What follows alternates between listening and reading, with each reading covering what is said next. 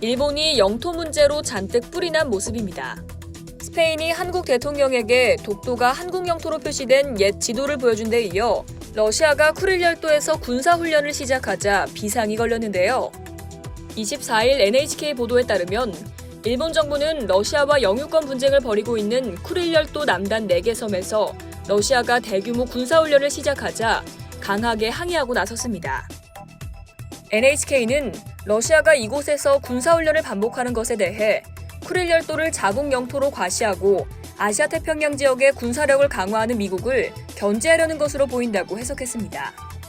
일본이 북방 영토로 부르는 쿠릴 4개 섬은 일본이 1854년부터 영유해오다 2차 세계대전 패전 후 강화 조약을 통해 러시아로 넘어간 땅인데요.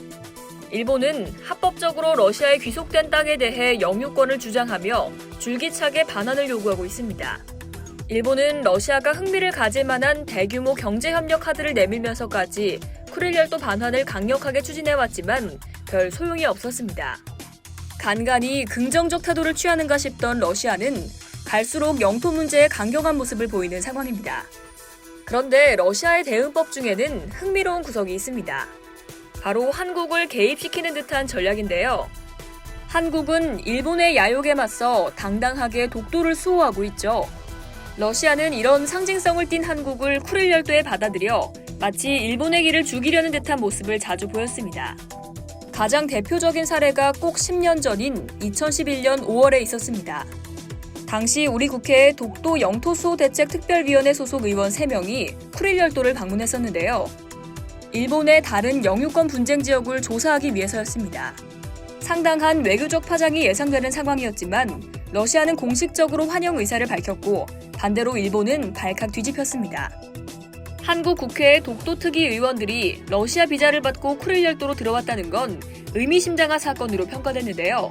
마치 러시아는 독도가 한국 땅임을 인정하고 한국은 쿠릴 열도가 당연히 러시아 영토임을 인정한 모양새였기 때문입니다. 이보다 3개월 앞선 2011년 2월에는 한국이 러시아의 쿠릴 열도 개발 프로젝트에 참여한다는 뉴스가 나와 일본이 극도로 신경을 곤두세웠습니다.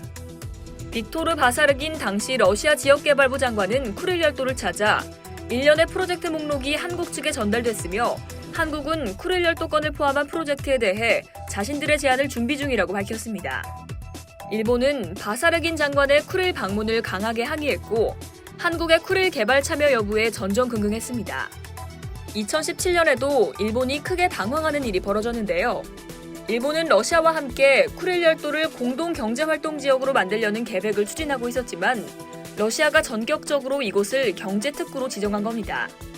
당시에도 한국과 중국 등이 경제특구에 관심을 보이고 있단 말이 흘러나와 가뜩이나 당황한 일본을 더욱 자극했죠. 지난 16일 스페인을 국빈 방문한 문재인 대통령은 독도가 한국 영토임이 명확히 표시된 옛 지도를 보며 고개를 끄덕였습니다.